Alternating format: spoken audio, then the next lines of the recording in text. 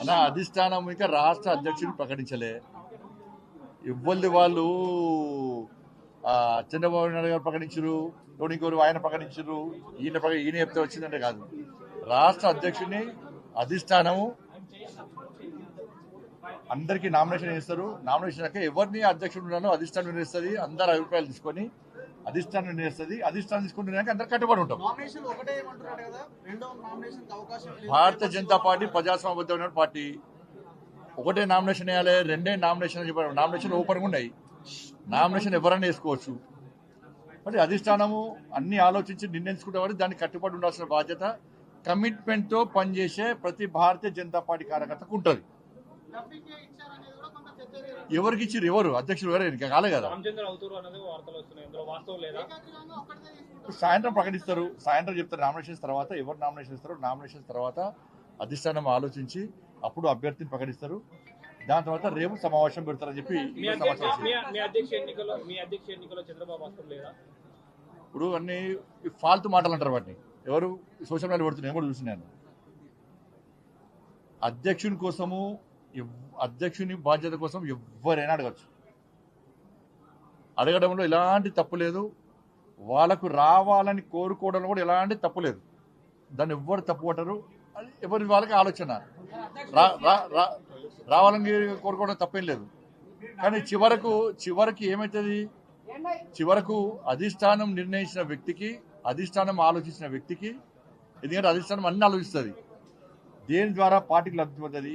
అట్లా ఒక అభ్యర్థిని ప్రకటించిన మాత్రాన మిగతా వాళ్ళు డమ్మి, మిగతా వాళ్ళతో ఏం కాదు. కాబట్టి ఎవరితో ఏ పని అవుతుంది, ఎవరికి ఏ బాధ్యత తప్ప చెప్పాలనో అధిష్టానం నిర్ణయిస్తుంది. ఈ భారతీయ జనతా పార్టీ ఈ మధ్య కొత్తగా స్టార్ట్ అయింది. నాకు ఈ మధ్య కొత్తగా స్టార్ట్ అయింది. ఈ సోషల్ మీడియాలో ఉల్టా పోస్ట్ పెట్టి చూడు, లేకుంటే వేరే పార్టీలు చేస్తూ ఉంటారు అందరూ. చంద్రబాబు నాయుడు గారు లేకుంటే ఇంకో నాయకుడు చెప్తే అధ్యక్షుని పెట్టేటటువంటి పార్టీ భారతీయ జనతా పార్టీ కాదు. భారతీయ జనతా పార్టీ దేశంలో అధికారంలో పార్టీ, అనేక రాష్ట్రాల్లో అధికారంలో పార్టీ, ప్రపంచంలో అత్యధిక సభ్యత్వం ఉన్న పార్టీ భారతీయ జనతా పార్టీ. నమ్మిన సిద్ధాంతం కోసం పనిచేసే cutter కార్యకర్తలటువంటి party Bharatiya Janata party. కాబట్టి అధిష్టానం అన్ని చూస్తున్నది.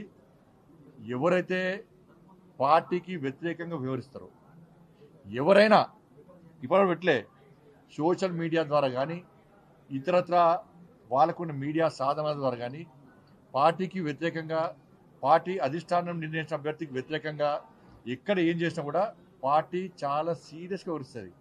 బండి సంజయ్ ఉంటేనే పార్టీ, బండి సంజయ్ లేకుంటే పార్టీ లేదంటే మూర్ఖత్వం అవుతుంది. ఎవరు లేకుండా పార్టీ నడుస్తుంది. నరేంద్ర మోడీ గారి నాయకత్వంలో, జేపీ నడ్డా గారి యొక్క నేతృత్వంలో పార్టీ తెలంగాణ రాష్ట్రంలో ఎట్టి బస్సులో రాబోయే రోజుల్లో అధికారం రాబోతున్నది. కట్టర్ కార్యకర్తలందరూ కూడా పార్టీ అధిష్టాన నిర్ణయానికి కట్టుబడి ఉంటారు. వీళ్ళు డమ్మి, వాళ్ళు డమ్మి, వీళ్ళు డమ్మి అని చెప్తే ఎవడో పెట్టినంత మాత్రాన ఇవన్నీ చూస్తుండేను. ఎవరు బీఆర్ఎస్ వాళ్ళు పెట్టారు. బీసీ అంటే మరి బీఆర్ఎస్ పార్టీ అని చంద్రశేఖరరావు దిగి బీసీకి ఇవ్వని చెప్పు.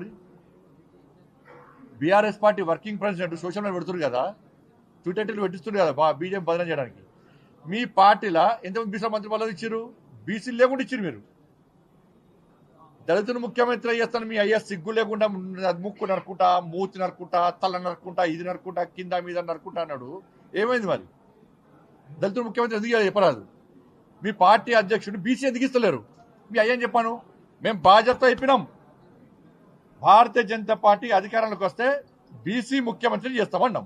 మీ పార్టీని ప్రకటించమని మరి.